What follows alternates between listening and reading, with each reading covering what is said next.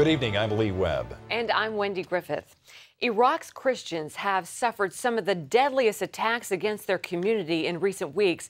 Now they've taken a bold step to gain security. George Thomas explains.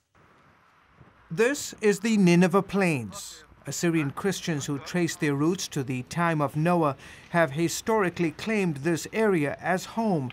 Now, Iraqis are calling for this place to be officially declared a Christian province. We have 500,000 Christian refugees in the neighboring countries. And so our position has been very clear to the government. These people will not come home until they have a place to go to. Ken Joseph is with the Assyrian Alliance. He and leaders of 16 other Iraqi Christian organizations recently met to talk about forming a Christian province. Joseph says just getting the different groups to agree on something as historic as this was nothing short of a miracle. They put away all their arguments and they got together and did it. Iraqi Christians have in recent weeks been prime targets of Muslim extremists. The biggest attack came October 31st when members of an al-Qaeda group attacked a church in Baghdad, leaving 68 people dead. Iraqi believers are now wondering whether it's time to leave their homeland despite calls to stay. We are addressing you, our dear sons, in these difficult days, appealing to you to be constant in your faith and love to the soil of this homeland, Iraq. As the violence against Christians escalates, hundreds of Christian families began fleeing to the Kurdistan region of northern Iraq. It's the best of times and the worst of times. It's the best of times because for the first time people have freedom. They can do things they've never been able to do before. The church can do things they never were able to do before. But it's also the worst of times because you have forces that are desperate to keep this success from ever accomplishing its goals. Since the October attack, several more people have lost their lives, including a Christian shopkeeper who was shot in the city of Mosul. And as the violence here in Mosul increased, Christians have become more open to this idea of an autonomous region, an area where they can not only practice their faith, but live in freedom. It would be great to live in a place where I'm not forced to wear the veil or follow strict Muslim codes of conduct. In the last couple of years, wealthy Christian businessmen have poured millions of dollars into the Nineveh Plains, building churches, schools, and homes for displaced Christians. The idea is that we would have a place run by Christians, have our own flag, our own government, our own security force. 1 million Christians lived in Iraq before the 2003 U.S. invasion. Less than half of that number still remain. Joseph and others hope a new province will persuade Iraqi Christians to come back and help rebuild their homeland. George Thomas, CBN News. Meanwhile, al-Qaeda is planning suicide attacks against the U.S. and Europe this Christmas season. That report comes from the confessions of captured terrorists in Iraq. The Iraqi Interior Minister says the botched bombing in Stockholm, Sweden last weekend was among those alleged plots. The Iraqi Foreign Minister calls the claims a, quote, critical threat. In an era when religious differences lead to war, terror attacks, and persecution, Americans stand out as a people who are remarkably tolerant of each other's religions. New studies have found out some of the reasons. Paul Strand has that story. How can America be a country that is religiously devout, religiously diverse, but also religiously tolerant? That's what David Campbell and his co-author of American Grace sought to find out in doing two of the largest polls ever of religious believers. He said at a Pew Forum event in Washington, those studies show Americans are the most devout believers of any industrialized nation in the world, and even slightly more devout than Iran, home to some of the world's most radical Muslims. But compared to other countries as devout as the U.S., there's virtually no serious religious bigotry or persecution here. Campbell says it has much to do with how Americans of so many faiths freely intermingle. Americans over the last generation or so have come to connect with one another across religious lines, such that our data show pretty clearly that almost every American has within their close circle of friends, often within their family, often within their very household, someone of another faith, which in turn breeds an acceptance of other faiths because these are the people you love. It's really hard to demonize someone, even if they're of another faith, when there's someone who's close to you. Half of Americans now marry someone of another faith. 1/3 have changed religions. and it turns out more than 80% don't believe their religion is the only path to heaven. Even when you push them and say, well, does that include, if they're Christian, faiths that are not Christian? It still turns out that a high percentage, overwhelming majorities of Americans say, yes, actually people of other faiths can go to heaven. This leads to a carefree, live and let live attitude. Of all religions, the research shows Americans are most negative towards Muslims. But right up there are Buddhists and Mormons. Campbell suggests that's because most Americans aren't linked to Muslims, Buddhists, or Mormons. Again, proving the point that intermingling tends to breed tolerance, at least in America. Paul Strand, CBN News, Washington. A European court is calling Ireland's constitutional ban on abortion a violation of human rights. This new ruling will put pressure on Ireland to give limited abortion rights to women whose lives are endangered by pregnancy. In 1992, an Irish judge ruled that abortion should be legal in those cases, but lawmakers refused to go along with that. They did allow women, however, to travel abroad for abortions. Lawyers for the Irish government are fighting the European court ruling. Your federal income taxes will not be going up January 1st. Late last night, the House voted to extend the Bush-era tax cuts for 2 more years. But many Democrats still aren't happy with the compromise. Ephraim Graham has the story.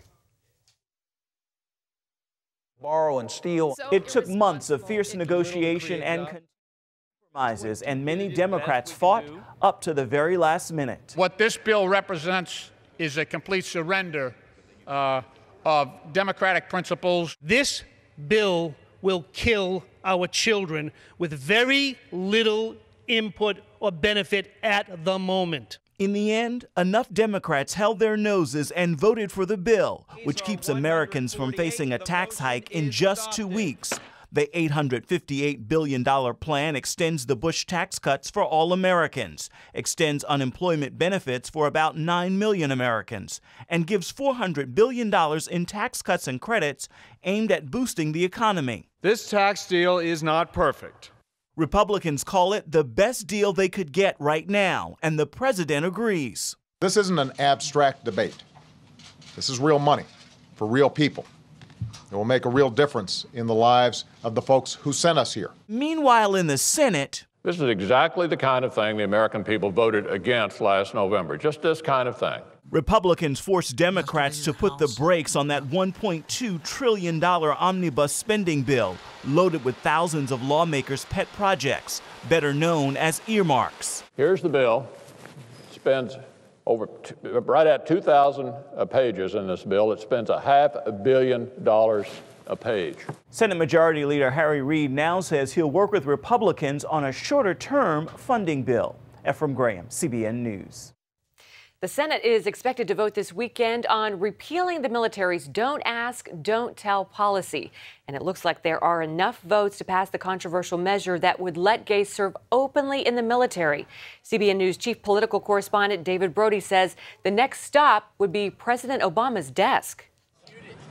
Don't look now, but the repeal of Don't Ask, Don't Tell looks like it's about to become a done deal. The top Republican on the House Armed Services Committee, Buck McKeon, tells CBN News that this will be a terrible mistake. Why would we want to take the risk of any kind of experiment like this? McKeon points to the Pentagon's own report on the effects of the repeal, which show that roughly 12% of spouses said they would encourage their spouse to get out of the military if this law was changed. That's a pretty big number. I would wonder about the effect on readiness and morale and so forth. Yet despite dogged opposition from conservatives and some top military personnel who say the policy could lead to chaos and put American troops in danger, Nancy Pelosi still mustered enough votes in the House to pass a bill. Now Harry Reid looks like he has the votes to pass it in the Senate as well. For those who can vote to appease a small base of Harry Reid and Nancy Pelosi, to appease them and sacrifice the lives of young Marines who are putting their life on the line for this nation, I don't know how they can live with that, knowing that the blood of those young Marines would be on their hands. To repeal Don't Ask, Don't Tell, the Senate's going to need at least 60 votes. To get there, they'll need 4 Republicans to join in with the Democrats. So conservatives will no doubt be taking note of the GOP Gang of 4 who have announced their support for the repeal. Susan Collins, Scott Brown, Lisa Murkowski, and the ultimate conservative nemesis, Olympia Snow. Democrats and gay rights groups have been able to gain additional support because they've been successful at framing this as a civil rights issue. But another factor has been the support of Defense Secretary Robert Gates. That leaves Tony Perkins, a former Marine, extremely disappointed. I think he's caved under the pressure of this administration. I've spoken to a number of military leaders, both active duty and retired, who have had great respect for him, but have lost it in the wake of this debate. Yet this debate looks like it's going to end with a gay rights victory and President Obama's signature. David Brody, CBN News, Washington. A dangerous winter storm moving up the East Coast delivered a potent mix of sleet and snow. From Kentucky to the Carolinas, highways were littered with pileups and spinouts. I was praying I don't hit anything. I hit a mailbox. Police responded to hundreds of crashes. Thousands along the East Coast lost power, and West Virginia's acting governor was forced to cancel a Christmas party scheduled for last night at the governor's mansion. Since the storms began over the weekend, more than 24 people have died. Coming up, a bigger threat to our security than the Mexican border. See why protecting our northern frontier has become a monumental task.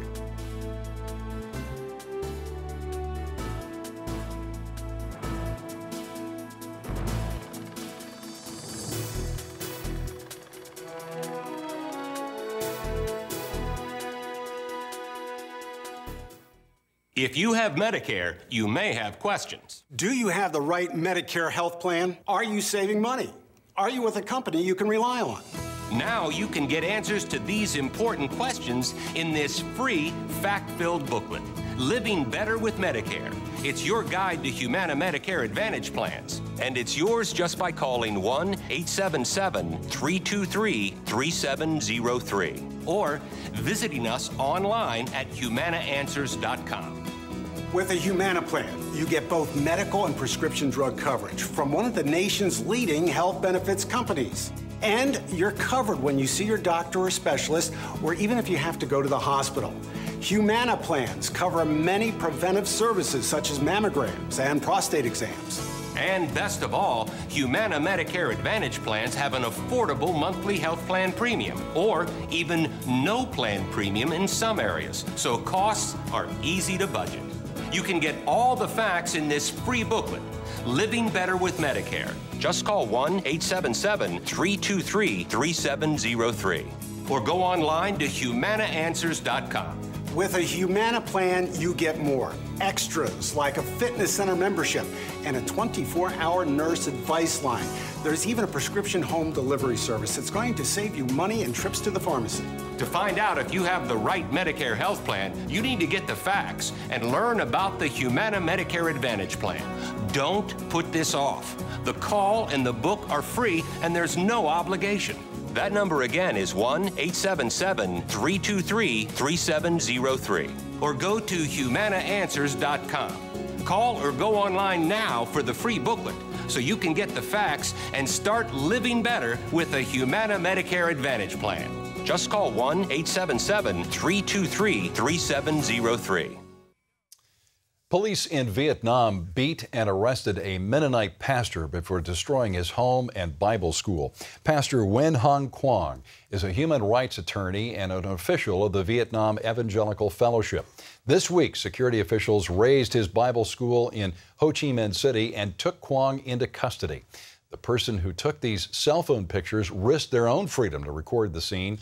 After Quang's arrest, bulldozers came in and tore down the Bible school and his home. About 20 school students, most of them Hill Tribe Christians, were detained, interrogated, and escorted back to their villages. Problems along the U.S. borders consistently make front-page news. Most attention focuses on the South and Mexico.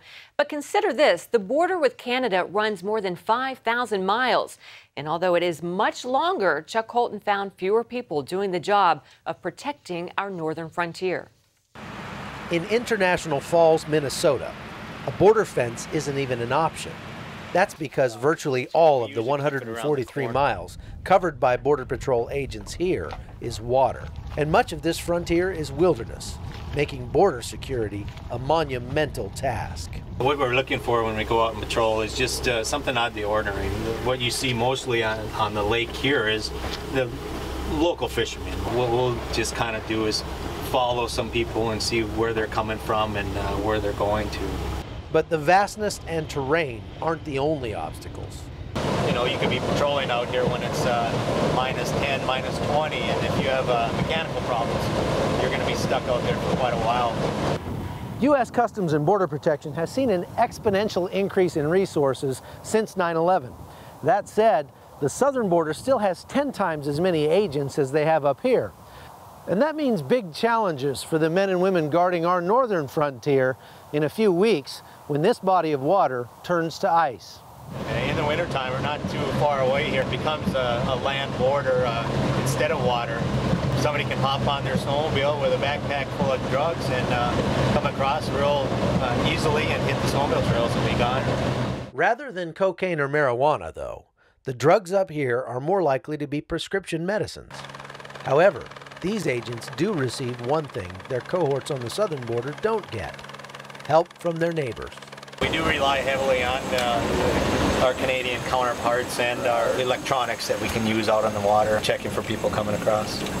But even with the help from Canadian authorities, vigilance on our northern border is more important now than ever. Chuck Holton, CBN News, International Falls, Minnesota. Up next, how the church in Indonesia continues to grow despite militant attempts to destroy it. Merry Christmas from CBN News and season's greetings from our troops.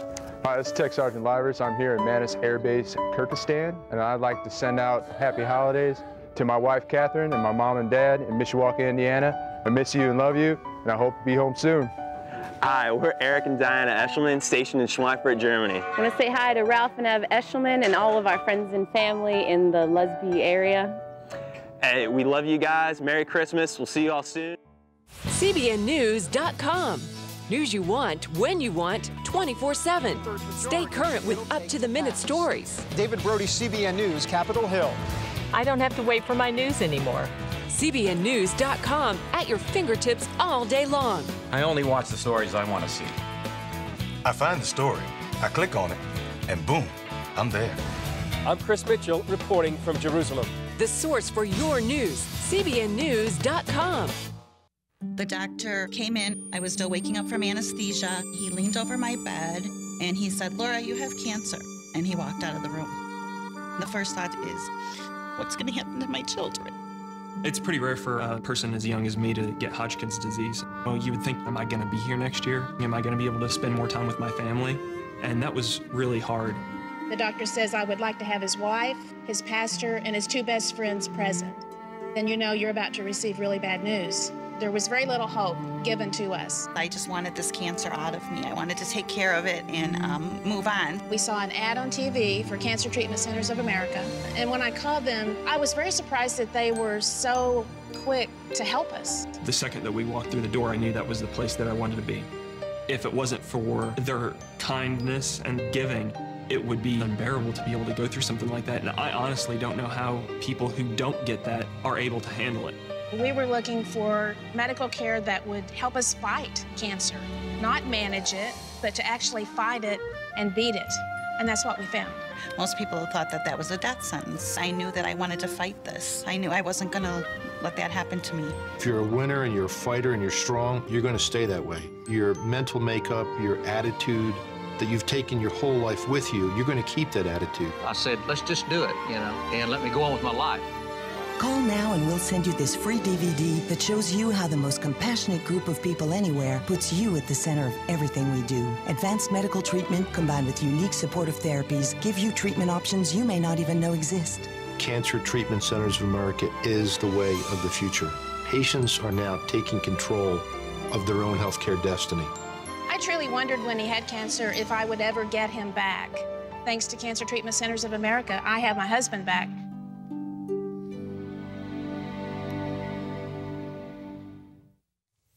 During a recent visit to Indonesia, President Obama praised the government there for its religious tolerance. However, many Indonesian Christians say it's increasingly difficult to live in the world's most populous Muslim nation.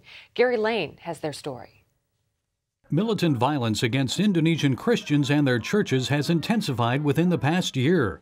One of the worst attacks came against the Philadelphia Batak Christian Protestant Church of Bekasi last Christmas. A mob similar to this one gathered at the local mosque and then tried to prevent the Christians from meeting at their newly built church.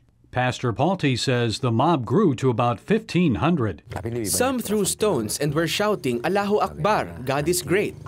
Others were calling us kafirs, infidels, and pigs and yelling obscenities. Some carried sticks and others shouted, "Burn the church! Close it down!" Local officials closed the church last January. Since then, Christians have worshipped outside every Sunday in front of the church gate. The Indonesian Constitution guarantees religious liberty, but Christians say they experience less freedom than the Muslim majority. Mosques are being built, but few new churches are allowed for a growing Christian population. 10 years have now passed since the worst of the jihad against Christians here in Indonesia, but today believers are still suffering, especially those who convert from Islam to Christianity and those who share their faith with others. Just ask Ramat, Lydia, and Cornelius. We're hiding their identities because each has suffered persecution at the hands of family members or government officials. Ramat came to Christ while in prison. After a Bible was discovered in his prison cell, Ramat says he was tortured, forced to stand naked in the prison yard and salute the Indonesian flag while balancing a Bible on his head. When the Bible fell, he was tortured again, and a page of the Bible was shoved into his mouth. Ramat says he was then sent without clothes to a small isolation cell, where he had to endure mosquito bites and frigid temperatures. I cried out to the Lord, "Please, God, help me endure this trial that you have given me by returning my clothes." A prison guard returned his clothes the following day. Ramat's faith remained strong. Weeks later, as he was released from prison, the warden asked if Ramat was a Muslim or a Christian. I told him when I first came to the prison I was a Muslim, learning about Christianity. Now, as I live here, I am convinced I am a Christian. After she became a Christian, Lydia, a mother of 6, endured brutal beatings from her Muslim husband.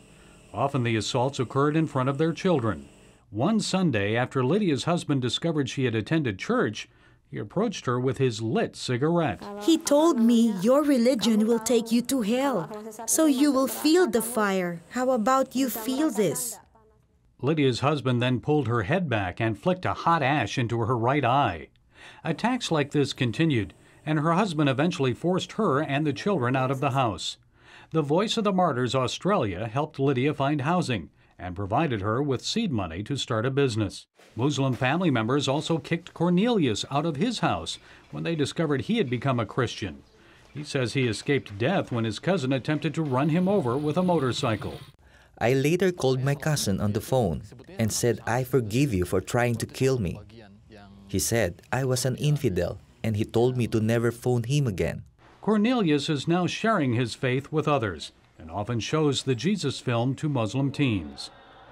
These new believers and the Indonesian church continue to grow in faith and scope, despite the militant attempts to destroy the movement. Before we had this problem, believers seldom came to church. But when the persecution came, they got incentive to come to church and pray and gather together in unity. My congregation has a commitment to keep doing the service because the church is not a building. The church is the believers. And they're asking God and government to create a more tolerant society, one where they're better protected from extremist violence. Meantime, they'll continue to gather in apartments, small house churches, and even in the streets, wherever they can, despite the risks. Gary Lane, CBN News, Jakarta. Up next, a special homecoming for one U.S. soldier serving in Iraq. Find out why he will be spending this Christmas in a new home.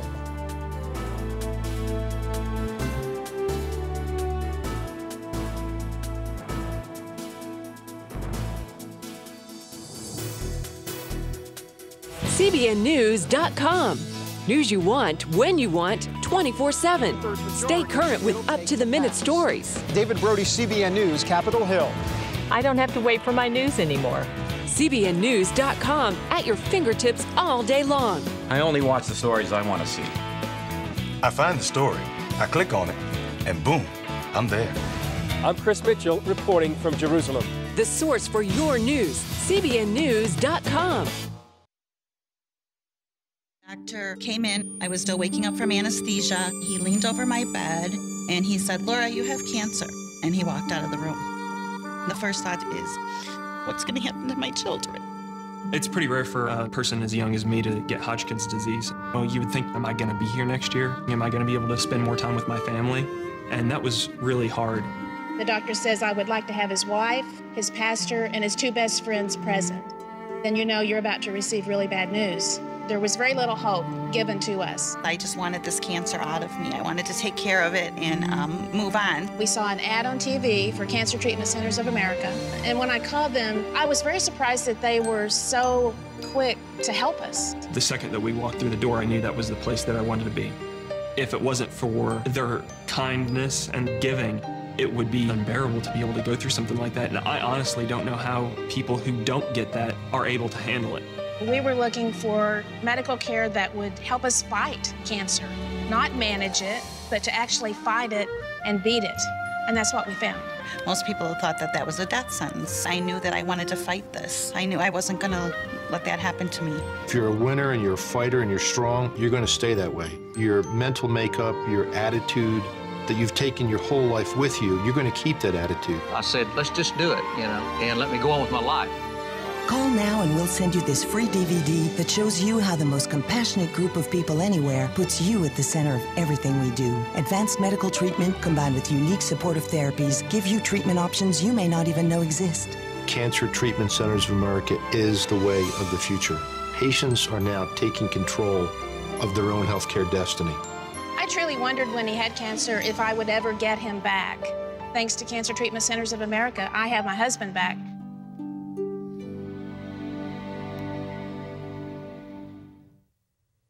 It was an extra special homecoming for one Nevada soldier returning from Iraq. Not only did he reunite with his new bride, he also came home to a new house for the first time, a plan that almost didn't happen. Specialist Donnie Price and his young wife had dreamt of owning a house for the past year, but ran into roadblock after roadblock since they were on two different continents.